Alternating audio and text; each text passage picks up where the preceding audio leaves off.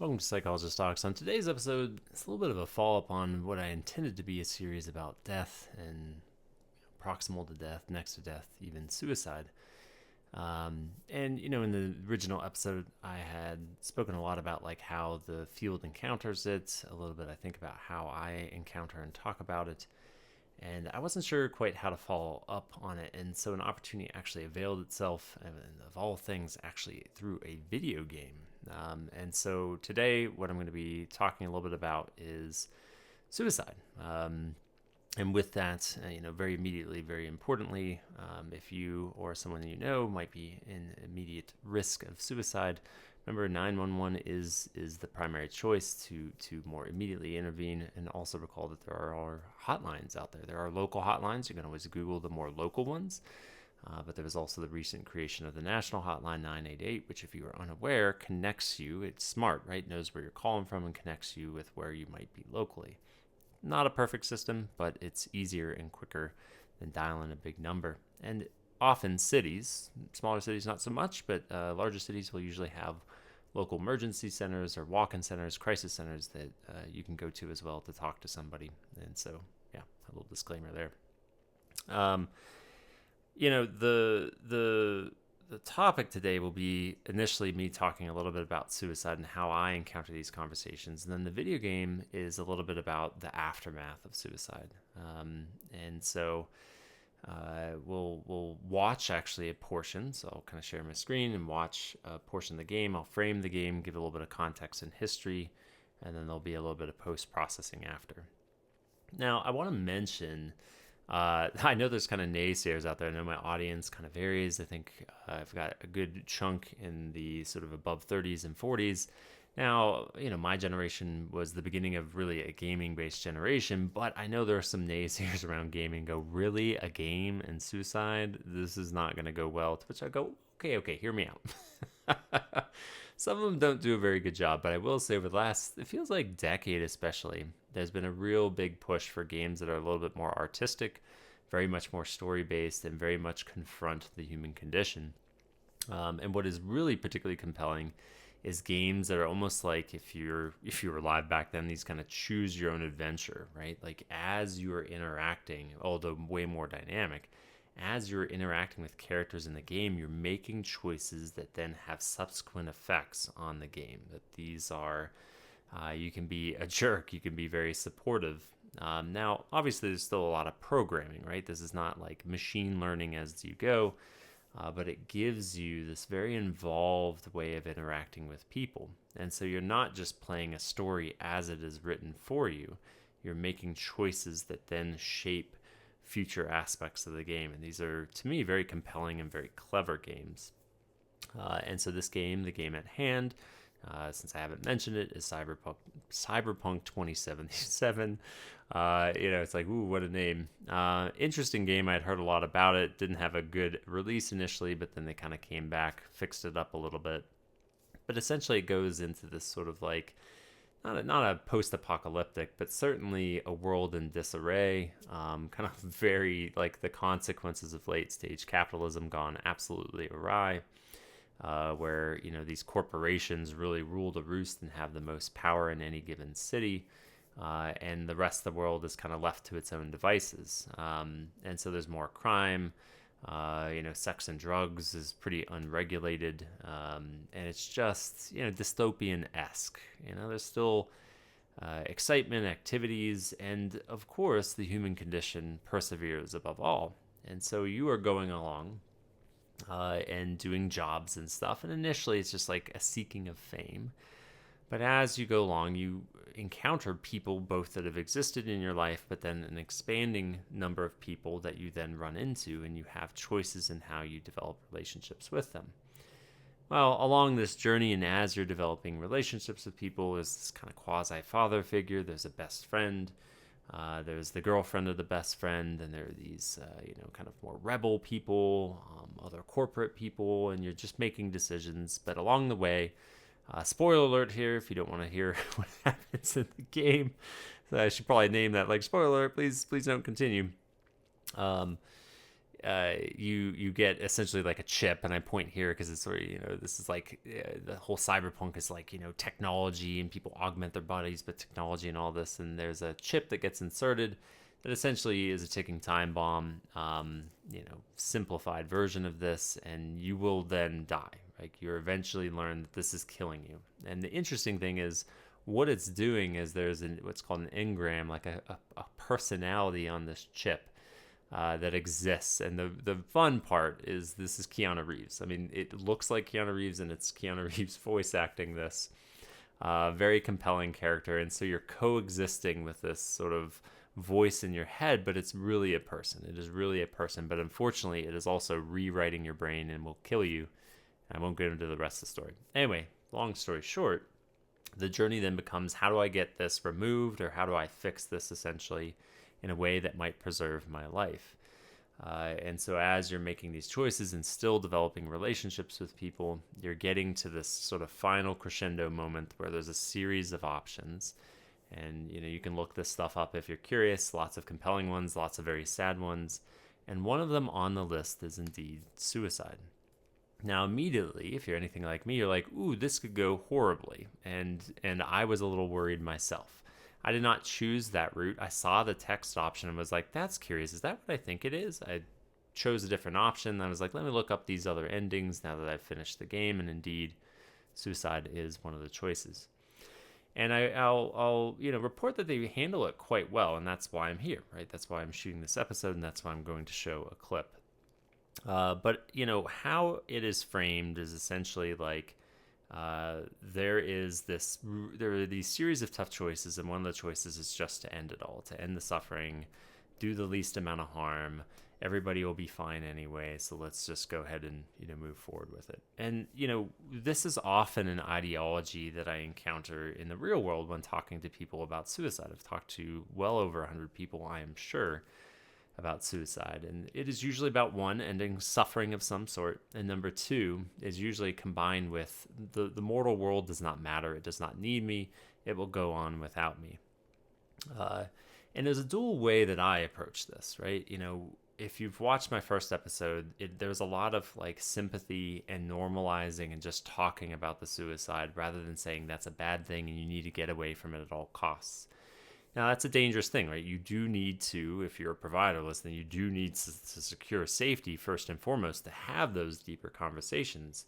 But I think most people I encounter are willing, if they just kind of are given that space and go, I'm okay for now, they really enjoy and they really find it fruitful to have these non-shame-based conversations about why, as I call it, they're kind of courting death. There are reasons behind this. We don't need to just immediately shame it as long as the person is safe. Now, next to that, one of the things that can inadvertently come across as shaming is the after effects, that there will be sort of a butterfly effect around the suicide. And it's important for people to hear this and to hear it very realistically. Again, not as the only argument against suicide, because again, there is an important thing of like, let's just talk about this decision and this, not the decision, but the idea of the decision, the idea of this potential in a way that is about you and sympathizes and really encourages self-exploration independent of the consequences on other people. And at the end of the day, you have to talk about that to some degree. I think it is important because when people really start courting the idea, they become very blind in the idea that there will be no effects, or whatever effects that are extremely minimal. And I'm here to say, even with people with very few social connections, there are butterfly effects. These echo within families, even disconnected families. And that's like the best case scenario if one were to believe we can exit the earth with no effects. Even then, even if you could magically erase anyone knowing you, the fact that someone has killed themselves in a family echoes within that family. And that's the quote unquote best case scenario, right? So, what the game does, I don't want to give away too much before I show, is it leads up to this moment. And interestingly, the way it frames it, I mean, this is all very sudden too. I want to say, like, there is no indication of suicidality at all until there is this crescendo moment of, like, again, an option. It's just an option you have to select. and it's not obvious, right? It's embedded within lots of choices, but there is this option. And interestingly, what the game does is it kind of comes to terms with it and offers like, maybe this is okay. Now, this internal personality, which I'll talk about as a little bit of a gripe later, is kind of like, hey, look, I wouldn't do it this way, but I get it. Like, if this is what you want to do, here we go. And how it happens is, there's this kind of moment of peace and resolution to the decision if you choose it. They kind of sit back and they are technically together in this moment. So the main character, the protagonist, you'll see V is the name, just the letter V, is not technically alone in this, because this engram is literally a human being operating internal to them. So they technically aren't dying alone when they do this. And they sit back and there's a sense of peace and like, well, maybe this is the decision. And, Night City, the city that it is called, they look out and say, it's beautiful in its own right. It's dirty and grungy and dangerous and all this other stuff. At the end of the day, there is beauty to it. It's kind of relishing what has been before the journey is about to end in this moment. Then it goes to black and you hear a gunshot. These dudes carrying a gun and doing all sorts of violent things along the way to jobs while you're making these, it's kind of a little bit of departure. You're making all these really close relationships, but you're also like killing people, technically quote unquote bad people. But anyway, I digress. It's his own thing. You'd have to play the game to really experience it. But really, it's just like all of a sudden crescendo moment. Then there's a sense of peace in the decision. And then this is what immediately plays. So let me shoot over to this video.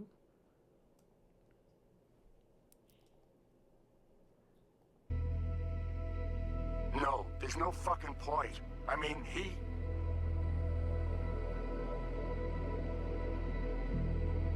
Do it. You'll see. It'll help.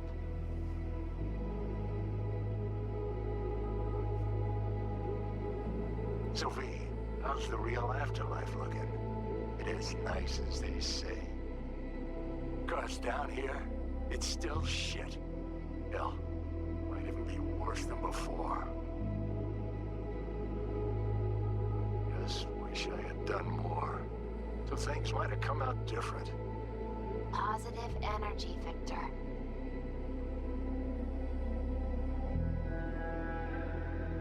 I'm gonna miss you, kid.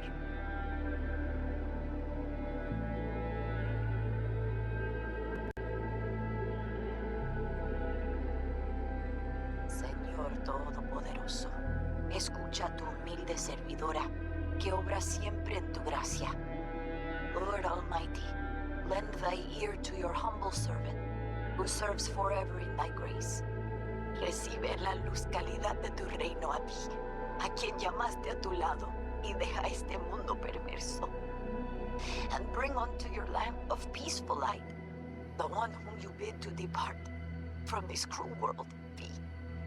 Y acéptala en compañía de tus santos. Amen. And accept her into your fellowship of saints. Amen.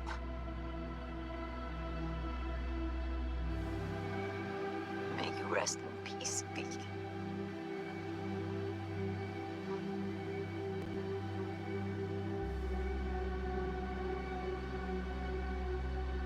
Hey, V.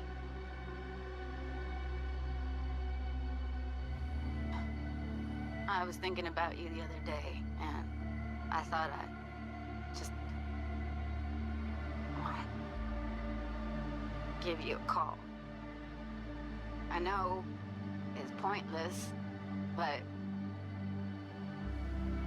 once upon a time, people were talking to graves and nobody batted an eyelid, right? When I said I was thinking about you, I meant a lot. About everything you did. And I guess I get it. Why you wanted to leave this place once and for all.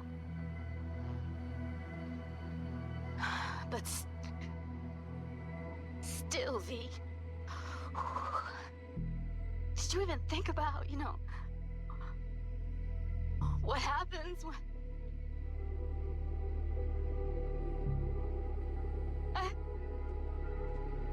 Shit, I can't do this.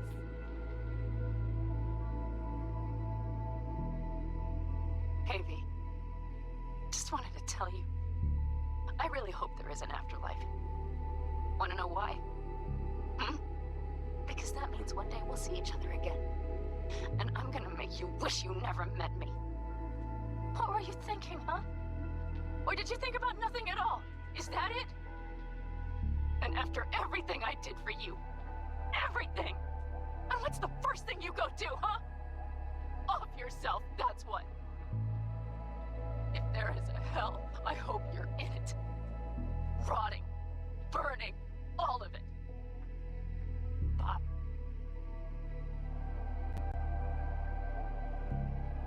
B. I heard what happened. You thought this would solve everything, didn't you? That this would adequately convey what you thought of this shitty world, huh?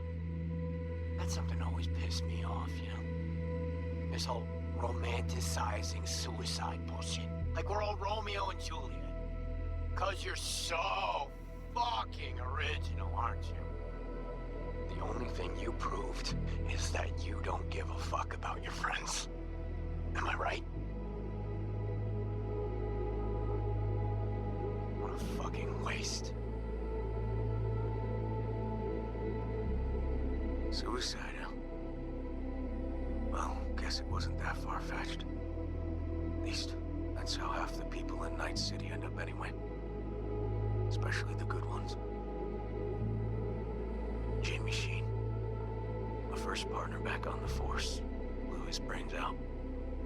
Didn't leave a note or anything. I knew it was because of how the top brass were handling things. Of course, not like it changed much. Except the fact we were down one more decent batch. Anyway, hope you're in a better place, V.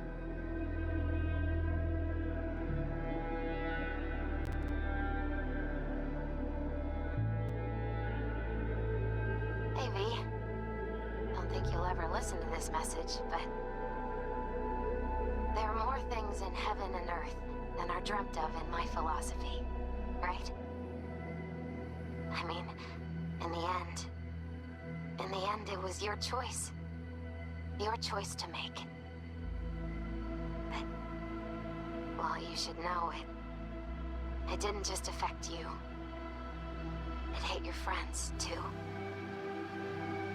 I don't think you knew just how many friends you really had. Maybe we'll see each other again, V. You, me, Jackie. Until then, take care.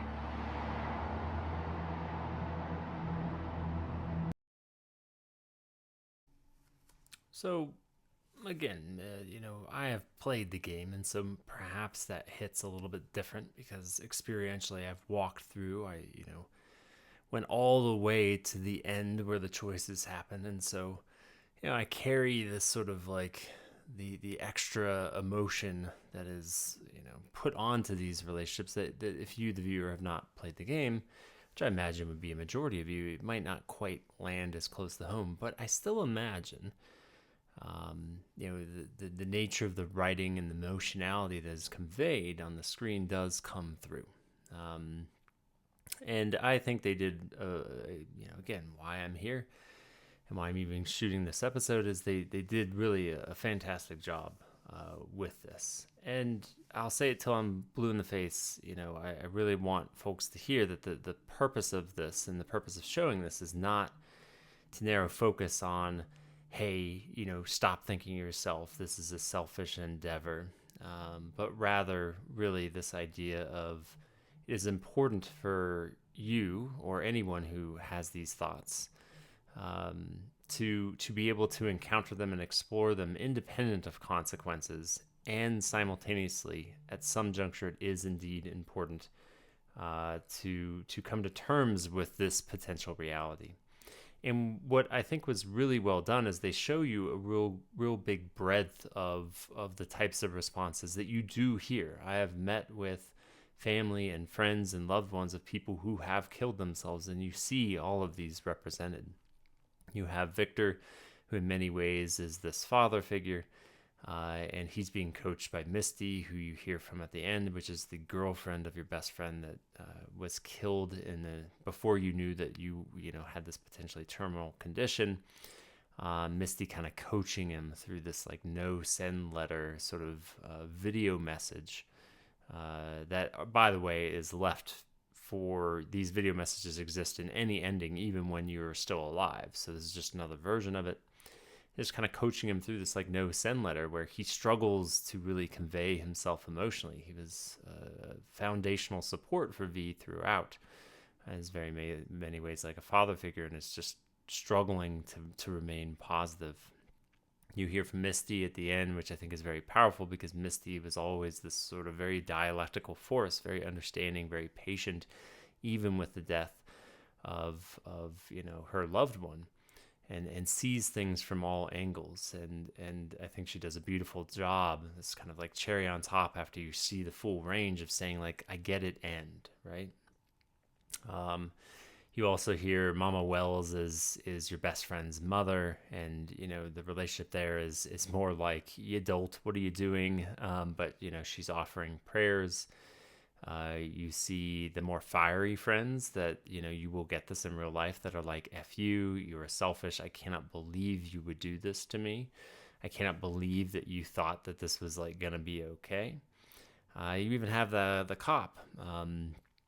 And he's saying like, I've been through this myself, I do get it. And you also have Judy, who's saying, not only what's not said with Judy is like, I can't remember if it was like a sister or friend that killed themselves in the game, and you actually encounter this with Judy, is then isn't handling it as gracefully as the cop was, is saying like I get it, and I was thinking about you a lot, and just she gets overwhelmed. They can't even leave the full message because of this additive weight that you see in people who have had multiple people in their lives kill themselves. It's tough enough with one, but when multiples occur, it has a significant effect on people. It really does. And so again, at the end of the day, very beautifully done. The full representation, the full range of what you hear from people after suicides do occur.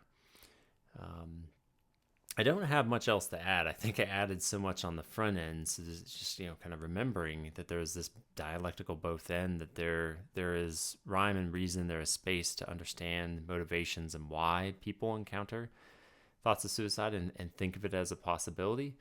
And there are very real implications, there are very real ripple effects, even when there's not a lot of relationships in somebody's life. Like clockwork, time and time again, these things echo. One of the things that a subtext of what's in this is like terminal illness, and that is a whole layer that I really don't want to speak to in this episode. There's huge debates about what constitutes terminal, at what point, what is suffering, what is sufficient suffering when you talk about like dying with dignity and physician-assisted suicide, as just too big of a topic to go into. And I think in this particular case, while there is a terminal component, right? I said that you learn like this thing could potentially kill you. There is still potential time, right? The frame is like, this could be 6 months from now before you die. You don't know for sure, but you definitely have time to wrap up things. And the game is not giving you a lot of time to wrap up things because you're constantly chasing a cure. It's almost like going through treatment for cancer, right? You're so preoccupied with the medical side of things. You don't always have the bandwidth to be tending to the relational aspects of your life. And so there's time. There is technically time remaining. The final note, I guess, is about the engram. The name is Johnny. It's not represented here. This is the person who's kind of with V whenever they make any of these decisions, because they're living in the head.